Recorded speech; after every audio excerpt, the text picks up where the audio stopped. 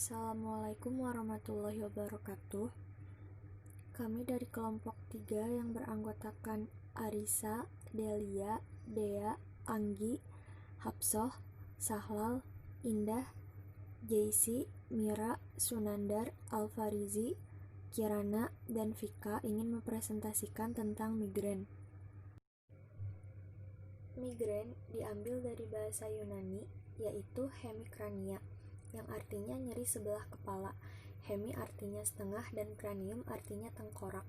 Adalah penyakit yang bercirikan serangan nyeri hebat dari satu sisi atau unilateral kepala, serangan nyeri yang berlangsung 4-72 jam dengan denyutan di pelipis yang datang secara berkala. Intensitas nyerinya sedang sampai berat dan umumnya diperberat oleh aktivitas dan disertai gangguan seperti mual, muntah, fotofobia, dan fonofobia.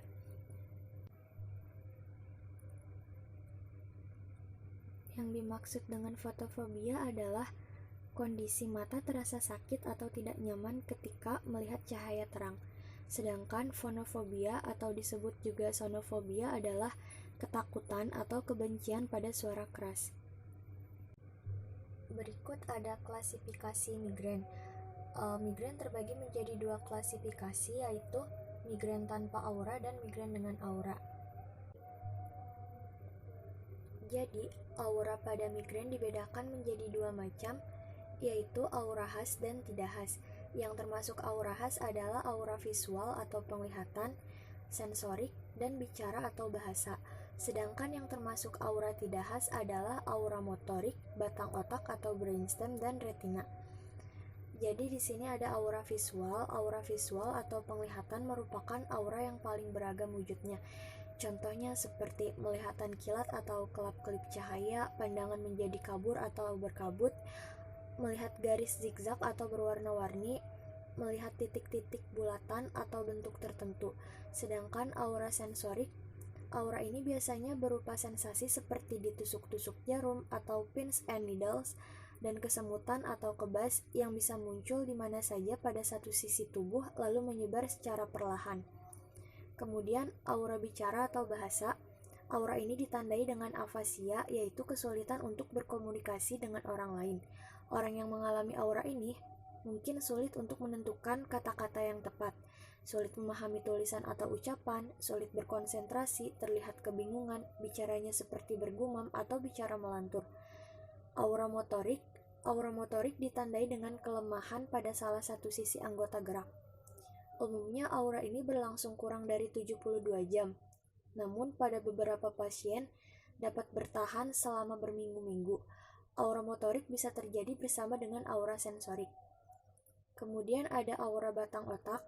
Aura batang otak ditandai dengan setidaknya 2 dari gejala berikut yang bisa hilang dengan sendirinya secara total, yaitu gangguan bicara, kepala seperti berputar, telinga berdenging, gangguan pendengaran, pandangan ganda, ataksia atau gangguan koordinasi gerakan tubuh, serta penurunan kesadaran. Nah, kemudian yang terakhir ada aura retina. Aura ini mirip dengan aura visual yang ditandai dengan kilatan cahaya, bintik hitam, atau kebutaan sementara, namun terjadi berulang kali pada salah satu sisi mata saja.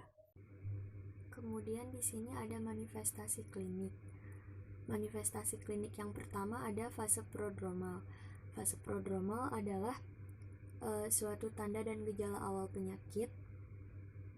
Fase ini dialami 40-60% penderita migrain. Gejalanya berupa perubahan mood, irritable, depresi atau euforia, perasaan lemah, letih, lesu, tidur berlebihan, menginginkan jenis makanan tertentu seperti coklat, dan gejala lainnya. Kemudian fase kedua adalah fase aura. Aura adalah gejala neurologis vokal kompleks yang mendahului atau menyertai serangan migrain. Fase ini muncul bertahap selama 5-20 menit. Aura ini dapat berupa sensasi visual, sensorik, motorik, dan lain-lainnya seperti yang sudah dijelaskan pada sebelumnya. Kemudian ada fase nyeri kepala. Nyeri kepala migrain biasanya berdenyut unilateral atau hanya di bagian satu sisi kepala, dan awalnya berlangsung di daerah frontotemporalis, yaitu tulang bagian depan kepala, tulang dahi misalnya, dan okular atau mata. Kemudian setelah 1-2 jam menyebar secara difus ke arah posterior atau belakang. Lalu yang terakhir ada fase postdromal. Pasien mungkin merasa lelah, irritable, konsentrasi menurun, dan terjadi perubahan mood.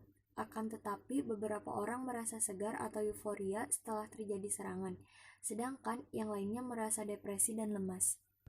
Kemudian ada epidemiologi atau prevalensi. Di Indonesia sampai saat ini belum ada data nasional seberapa besar penyakit migrain di Indonesia. Namun nyeri kepala menduduki komposisi jumlah pasien terbanyak yang datang berobat jalan ke dokter saraf.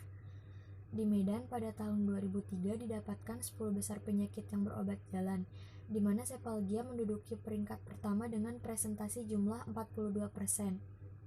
Sedangkan secara global, WHO mengungkapkan bahwa migrain merupakan salah satu kondisi nyeri kepala yang paling sering di seluruh dunia dan merupakan penyebab konsultasi nyeri kepala yang paling sering di wilayah Amerika, Eropa, Asia Tenggara, dan Pasifik Barat.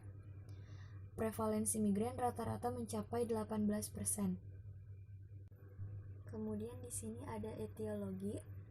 Yang pertama ada perubahan hormon, makanan, stres, rangsangan sensorik, aktivitas fisik, perubahan lingkungan, alkohol, dan merokok. Kemudian di sini ada patofisiologi. Sampai saat ini belum diketahui secara pasti apa yang menyebabkan terjadinya sakit kepala migrain. Tetapi dalam beberapa tahun belakangan ini telah banyak penelitian yang menjelaskan mekanisme terjadinya migrain.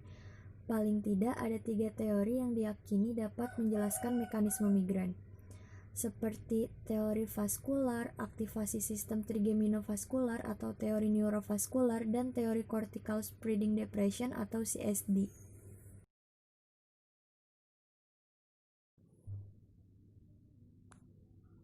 Kemudian di sini ada klasifikasi atau golongan obat migrain. Yang pertama ada golongan analgesik dan obat antiinflamator non-steroid atau NSAID. Contoh obatnya ada aspirin, diclofenac, ibuprofen, ketorolac, naproxen sodium, dan tolfenamic acid. Lalu yang kedua ada golongan ergot alkaloid dan derivatif. Contoh obatnya ada ergotamin tartrat, dihidroergotamin atau DHE. Kemudian yang ketiga ada golongan agonis reseptor serotonin atau triptan. Contoh obatnya ada sumatriptan, zolmitriptan, rizatriptan, almotriliptan, frovatriptan, dan daneletriptan. Kemudian yang keempat ada golongan opioid. Contoh obatnya ada meperidin, butorfanol, oksikodon, dan hidromorfon. Yang kelima ada golongan beta-adrenergic antagonis. Contoh obatnya ada propanolol, timolol, dan metoprolol. Yang keenam ada golongan antidepresan. Contoh obatnya ada trisiklik antidepresan atau TCA, amitriptilin, dan venlafaxin. Lalu yang terakhir ada golongan antikonvulsan. Contoh obatnya ada asam valproat, divalproic sodium. Untuk terapi non-farmakologinya, yang pertama bisa menempelkan es di kepala dan beristirahat atau tidur nyenyak, biasanya di ruangan yang agak gelap dan tenang. Para ahli menyimpulkan kompres es batu dapat mendinginkan darah yang mengalir ke pembuluh darah arteri karotis di leher. Efeknya, peradangan di otak jadi berkurang dan membantu mengurangi rasa nyeri karena migrain. Lalu yang kedua, pencegahan dimulai dengan mengidentifikasi dan menghindari faktor yang dapat memicu serangan migrain. Yang terakhir, terapi relaksasi merupakan tindakan pengobatan yang dapat dilakukan untuk pasien yang memilih terapi tanpa obat atau jika terapi obat tidak efektif. Kemudian untuk simptom atau gejalanya, sakit kepala migrain biasanya digambarkan sebagai nyeri yang hebat, berdenyut, dan terus-menerus yang melibatkan satu pelipis. Sakit kepala migrain biasanya diperburuk oleh aktivitas-aktivitas harian seperti menaiki tangga, mual, muntah, diare, kepucatan muka, tangan-tangan dingin, kaki dingin, dan kepekaan pada cahaya. Lalu sakit kepala unilateral secara khas merubah sisi-sisi dari satu serangan ke serangan berikutnya. Nyeri biasanya unilateral atau hanya pada bagian satu sisi saja, meskipun kira-kira sepertiga dari waktu nyeri adalah bilateral. Kemudian untuk terapi farmakologinya, yang pertama bisa menggunakan obat NSAID atau non-steroid anti-inflammation drug. Mekanismenya yaitu memblokade sintesa prostaglandin melalui hambatan enzim siklooksigenase 2. Kemudian yang kedua, bisa menggunakan ergotamin. Mekanismenya merupakan obat agonis non-selektif reseptor 5-HT1 menyebabkan vasokontriksi atau penyempitan pembuluh darah intrakranial dan mencegah anti-migren mungkin seri ekstrakranial. Yang ketiga, yaitu agonis reseptor serotonin atau triptan. Mekanismenya menghambat pelepasan neuropeptida vasoaktif dari nervus trigeminal perivaskular melalui stimulasi reseptor presinaptik 5-HT1D menggunakan transmisi sinyal dalam nukleus trigeminal batang otak melalui reseptor 5-HT1D dan vasokontriksi pembuluh darah intrakranial melalui stimulasi reseptor vaskular 5-HT1B. Dan yang terakhir, bisa menggunakan opioid. Mekanismenya agonis mikroopioid menginhibisi input nosiseptik yang meliputi pelepasan senyawa seperti substansi P, neurokinin A, dan glutamat yang masuk pada situs spinalis atau suprasinalis dan menginduksi efek analgesik. Kemudian di sini ada terapi profilaksis. Terapi profilaksis atau terapi pencegahan adalah pengobatan yang dimaksudkan untuk mencegah munculnya kondisi medis. Nah, di sini terapi profilaksis yang pertama menggunakan obat golongan antagonis beta adrenergik.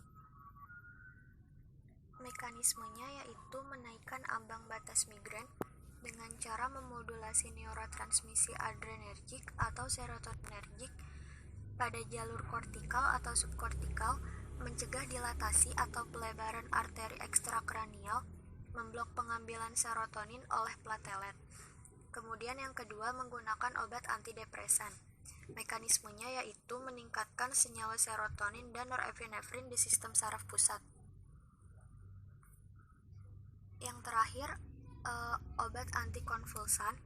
Mekanismenya yaitu meningkatkan neurotransmisi asam gamma aminobutirat atau GABA yang dapat menekan peristiwa yang berkaitan dengan migren yang terjadi di koneks simpatis perivaskular atau nukleus trigeminal caudalis. Lalu untuk pharmacologic treatment of acute migraine-nya di sini ada golongan obat analgesik dan NSAID. Contoh obatnya di sini ada acetaminophen. Jadi onset si obatnya ini adalah pada saat 4-6 jam setelah obat diberikan. Kemudian dosis maksimal per harinya yaitu 4 gram. Lalu di sini contoh obat NSAID ada aspirin, yaitu diberikan setiap 4-6 jam. Untuk ibuprofen juga sama setiap 6 jam. Kemudian naproxen sodium diberikan pada saat 3-4 jam. Kemudian diclofenac atau cataflam contohnya diulangi, pemberian obat diulangi setelah 8 jam. Kemudian untuk yang golongan ergot alkaloid dan turunannya, di sini contoh obatnya ada ergotamin tartrat. Ergotamin tartrat sendiri memiliki beberapa bentuk sediaan seperti oral tablet, sublingual tablet, dan rectal suppository. Kemudian untuk yang dihidroergotamin atau DHE, dia memiliki dua bentuk sediaan yaitu injeksi dan nasal spray 4 mg per ml. Untuk yang golongan serotonin reseptor agonis atau triptans, contoh obatnya ada almotriptan. Kemudian waktu untuk konsentrasi maksimalnya yaitu 1,4 sampai 3,8 jam. Yang eletriptan 1 sampai 2 jam, provatriptan 2 sampai 4 jam, kemudian naratriptan 2 sampai 3 jam. Untuk yang rizaltriptan dia memiliki dua bentuk sediaan yaitu oral tablet dan disintegrating tablet. Untuk yang oral tablet, dia waktu konsentrasinya itu 1-1,2 jam, dan yang disintegrating tabletnya itu 1,6-2,5 jam.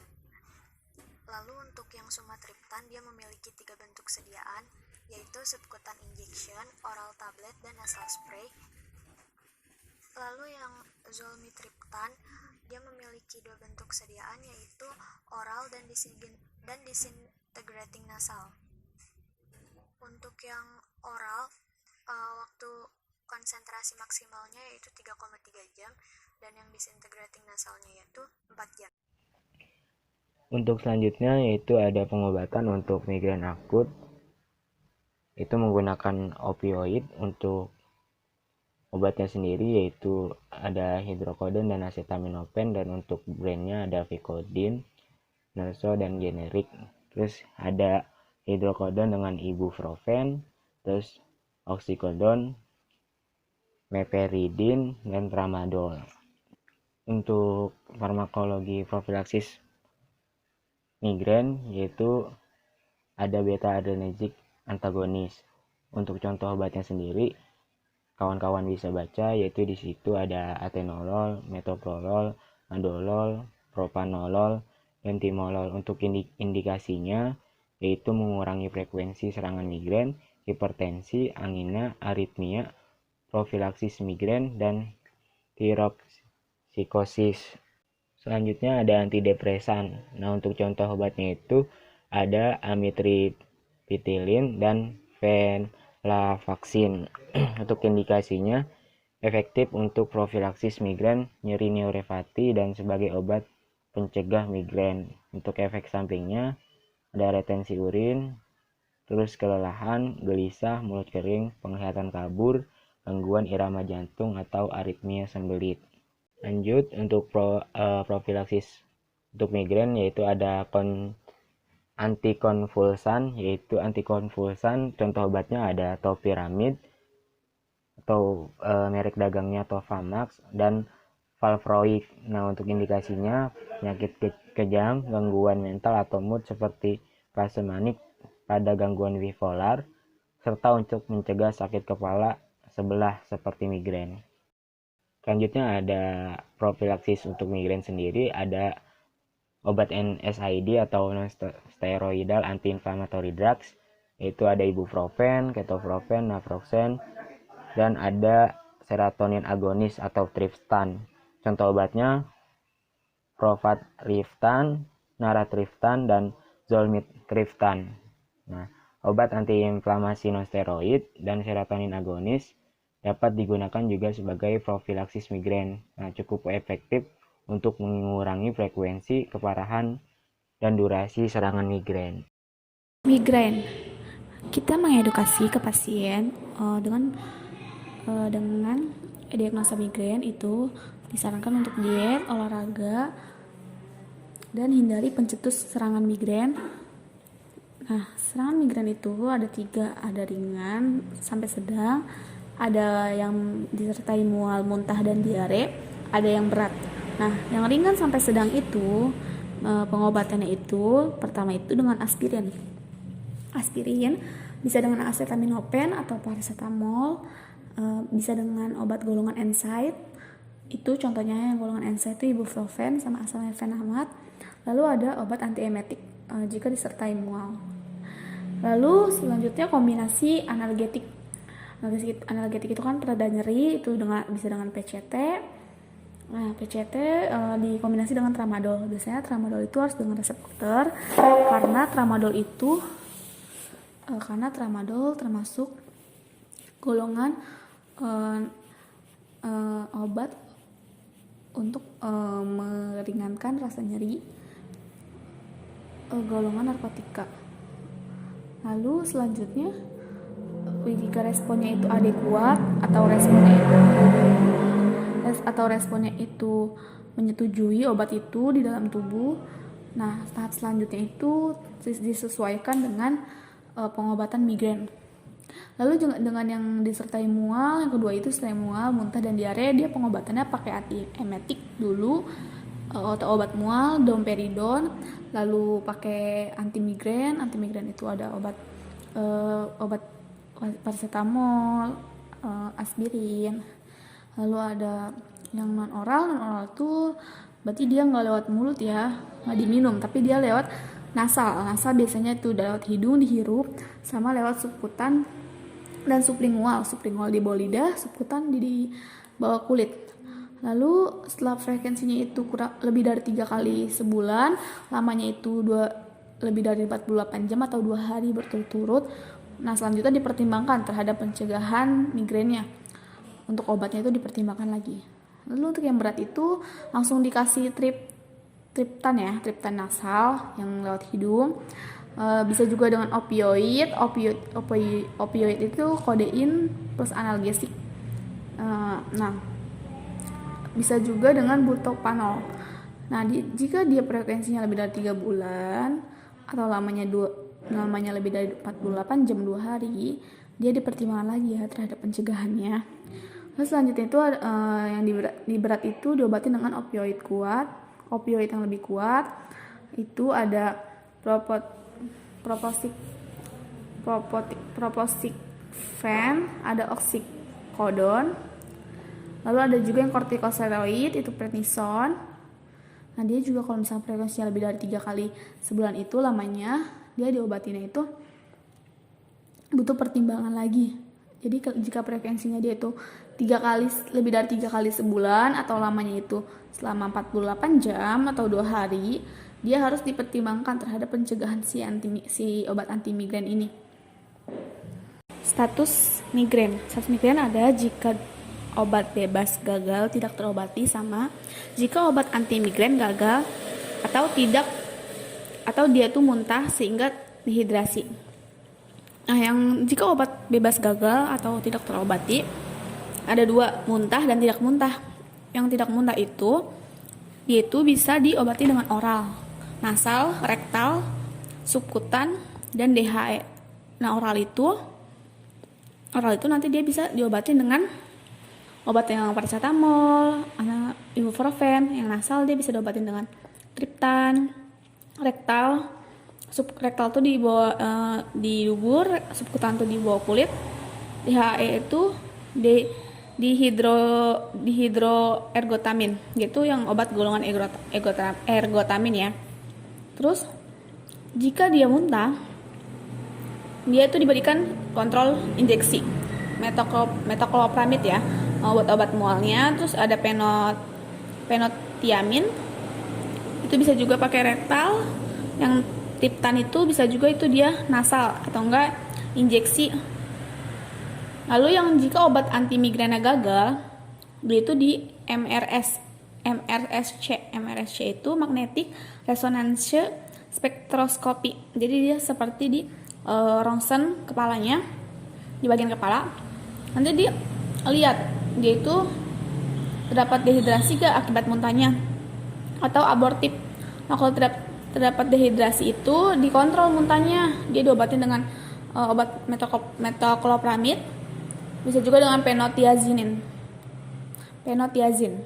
Lalu yang MRSC-nya itu bisa juga dengan DHE, dihidroergotamin, 8-12 jam dia itu sesudah dosis terakhir dari triptannya ya. Jadi kalau udah dibeli triptan, kalau mau dibeli DHE atau dihidroergotamin itu 8-12 jam dulu tunggu. Lalu yang MRSC itu juga bisa penggunaan triptan parenteral itu berarti lewat suntikan. Bisa diberikan tanpa ergotamin, tapi tanpa DHE ya, dalam 24 jam. Lalu diulang 2 jam jika diperlukan dan tidak hilang migrennya. Selanjutnya ada drug of choice, yaitu pertama obat bebas. Nah, obat pilihan pertama itu ada paracetamol. Nah, paracetamol merupakan obat yang digunakan untuk mengobati nyeri ringan hingga sedang, mengobati nyeri sedang hingga berat bersama dengan opiat, atau untuk mengurangi demam. Kerja paracetamol yaitu dengan menekan kemampuan tubuh untuk memproduksi zat yang menyebabkan peradangan, yaitu prostaglandin. Saat produksi zat tersebut berhasil dikurangi, tubuh tidak akan merasakan gejala sakit peradangan seperti nyeri dan juga demam. Untuk obat pilihan keduanya itu ada kombinasi paracetamol dengan kafein. Nah, paracetamol memiliki efek analgesik ringan hingga sedang. Obat ini sering dikombinasikan dengan kafein yang dapat menghasilkan potensi analgesik dengan cara memblokir sintesis prostaglandin. Nah, kafein dosis tunggal memiliki efek vasokonstriktor pada sirkulasi darah sentral dan vasodilasi pada sirkulasi darah tepi. Nah, untuk drug of choice selanjutnya yaitu obat pakai resep dokter. Obat pilihan ketiga yaitu ada triptan. Nah, triptan sendiri merupakan obat migrain yang harus dikonsumsi dengan resep dokter. Obat ini adalah obat resep sama seperti sumatriptan dan rizatriptan yang juga digunakan untuk migrain karena mereka sendiri memiliki untuk memblokir jalur rasa sakit di otak. Nah, selain dapat mengobati sakit kepala, triptan juga dapat digunakan untuk meredakan mual dan muntah, serta sensitivitas terhadap cahaya dan suara. Obat golongan triptan bereaksi sebagai agonis reseptor serotonin 5-HT1B dan 5-HT1D di pembuluh darah dan ujung saraf tepi otak. Nah, di sini ada contoh kasusnya, yaitu seorang wanita karir berusia 30 tahun. Dia mengalami serangan migrain yang meningkat semenjak bercerai dari suaminya dan di PHK perusahaannya. Sebelumnya ia mengalami rata-rata serangan 2-3 kali dalam sebulan. Saat ini menjadi 3-4 kali dalam sebulan. Saat serangan diawali, Aura melihat cahaya berwarna pastel, diikuti rasa nyeri sebelah di kepala disertai mual muntah. Nah, untuk skala nyerinya 7 dari 10 skala. Biasanya ia hanya memakai obat migrain yang dijual bebas berisi aspirin dan kafein untuk mengurangi nyerinya. Namun dirasakan tidak menurunkan rasa nyeri tersebut. Untuk riwayat keluarganya, ayah ibunya mengalami migrain tension type, menderita hipertensi, dan ibu menderita diabetes mellitus tipe 2. Nah, pasien sempat beberapa bulan kecanduan rokok dan alkohol. Pasien peminum kopi berat. Untuk data klinisnya itu bisa dilihat di PPT-nya kawan-kawan. Terus untuk riwayat pengobatan hingga saat ini ada pertama itu si pasien minum naratriptan 2,5 mg per oral saat serangan migrain, diulang 4 jam bila terjadi serangan kembali hingga dosis maksimum 5 mg per 24 jam. Terus yang kedua ada metoclopramid 10 mg per oral saat migrain. Yang ketiga ada asam valproat 500 mg menjelang tidur. 4. Sertalin 50 mg menjelang tidur.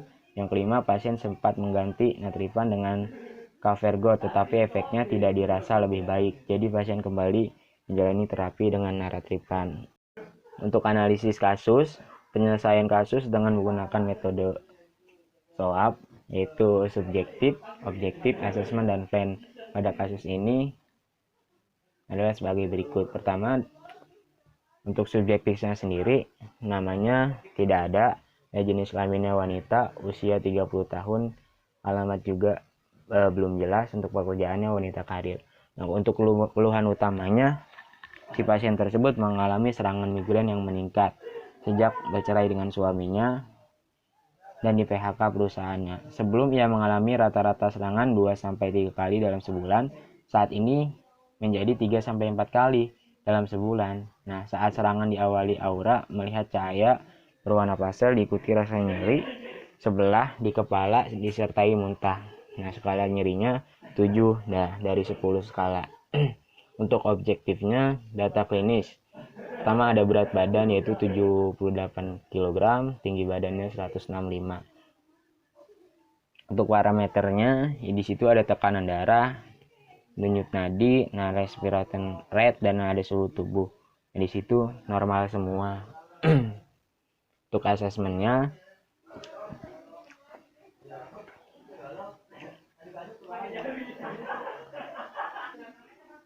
untuk problem medik pertama yaitu migrain. Nah, serangan migrain 3-4 4 kali dalam sebulan. Untuk skala nyerinya 7 dari 10. Untuk analisis terapinya, si pasien menjalani pengobatan Natrifan sudah sesuai dengan algoritma terapi. Nah, karena migrain sudah tidak dapat ditolerir dengan terapi aspirin dan kafein. Kemudian ada pemberian asam valproat. Tidak tepat karena pasien tidak mengalami gejala atau tanda-tanda epilepsi atau kejang. Selanjutnya ada pemberian sertalin. Itu mengakibatkan adanya interaksi dengan metoclopramid atau meningkatkan kadar serotonin. Untuk problem medik kedua yaitu ada mual muntah, terus analisis terapi. Nah, pengobatan metoclopramid sudah tepat karena merupakan baseline untuk mengatasi mual dan muntah pada migrain, serta untuk mengatasi efek samping dari pengguna naratriptan yaitu mual dan muntah. Untuk plannya sendiri, yang pertama itu pemberian naratriptan untuk mengatasi migrain sudah tepat dan sesuai dengan guideline bahwa golongan triptan merupakan baseline terapi untuk mengatasi migrain ringan sampai berat atau sebagai rescue terapi ketika terapi sebelumnya yaitu aspirin, kafein, bahkan kafegot yang diberikan sudah tidak efektif lagi karena pasien merasa tidak ada perbaikan hasil dan merasa nyeri masih tinggi. Yang kedua ada konfirmasi bahwa pemberian asam valproat 500 mg sebaiknya dihentikan sebagai terapi profilaksis karena pada kasus pasien tidak mengalami kejang. Yang ketiga untuk pemberian terapi sentralin pada kasus ini mengalami interaksi dengan metoclopramid. Nah, metoclopramid sendiri kita ketahui dapat meningkatkan efek dari sentralin. Nah, sentralin bekerja dengan selektif mengaktifkan reuptake serotonin. Nah, sehingga jika dikombinasikan akan meningkatkan kadar serotonin yang sudah didapatkan dari penggunaan naratriptan yang merupakan agonis serotonin. Nah, kadar serotonin yang terlalu tinggi akan menyebabkan banyak efek samping seperti depresi, halusinasi, peningkatan darah, dan peningkatan detak jantung. Yang keempat itu ada pemberian terapi metoclopramid pada kasus ini sudah tepat. Nah, di mana metoclopramid merupakan baseline terapi antiemetik atau mual muntah pada pasien migrain yang juga merupakan efek samping dari penggunaan naratriptan. Nah, digunakan 15-30 menit sebelum terapi migrain. Yang kelima ada terapi naratriptan hanya digunakan 2-3 kali seminggu. Nah, tidak boleh digunakan lebih dari 10 kali dalam 1 bulan. Selain terapi farmakologi, kita juga bisa menerapkan terapi non farmakologi kepada pasien. Yang pertama itu kita menginformasikan kepada pasien untuk menghindari pencetus atau yang menyebabkan migrain yang selama ini dilakukan oleh pasien, yaitu contohnya minum kopi, minum alkohol, dan merokok agar terapi farmakologi yang telah diperoleh dapat memberikan hasil yang maksimal. Yang kedua itu kita memberikan informasi kepada pasien agar meluangkan waktu untuk beristirahat dan menghindari stres. Yang ketiga, kita informasikan kepada pasien untuk rajin memeriksa tekanan darahnya. Disarankan untuk melakukan yang pertama itu pengurangan berat badan jika berlebih, 2 membatasi asupan alkohol seperti yang di atas itu tadi. Yang 3 meningkatkan aktivitas fisik seperti olahraga, aerobik, dan yang keempat mengurangi asupan garam hingga kurang dari 2,4 gram per hari. Yang kelima menjaga asupan yang cukup dari makanan yang mengandung kalium, kalsium, dan magnesium. Yang keenam mengurangi asupan makanan berlemak seperti dan kolesterol. Dan 7 menghentikan merokok. Untuk monitoring terhadap pasien sendiri, yang pertama itu kita memantau terjadinya kekambuhan migrain.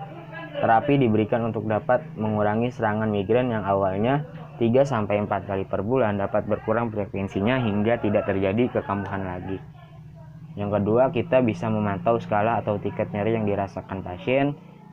Yang ketiga, memantau tekanan darah pasien sehingga mencapai kadar normal 120/80 mmHg. Nah, kesimpulannya dari kasus tersebut dapat disimpulkan bahwa pasien tersebut mengalami migrain dengan aura. Pengobatan yang dilakukan diantaranya Pemberian obat naraptipran untuk mengatasi migrain, menghentikan pemberian asam valproat karena pasien tidak mengalami kejang gitu. Untuk kemudian mengganti sertralin dengan amitriptilin sebagai terapi profilaksis pada migrain karena mengalami interaksi dengan metoclopramid, dan pemberian metoclopramid sebagai antiemetik untuk mengatasi mual muntah. Ini sumber yang kita gunakan untuk penyusunan materi. Terima kasih. Mungkin dari kelompok kami cukup sampai di sini. Kami akhiri. Billahi taufiq wal hidayah. Assalamualaikum warahmatullahi wabarakatuh.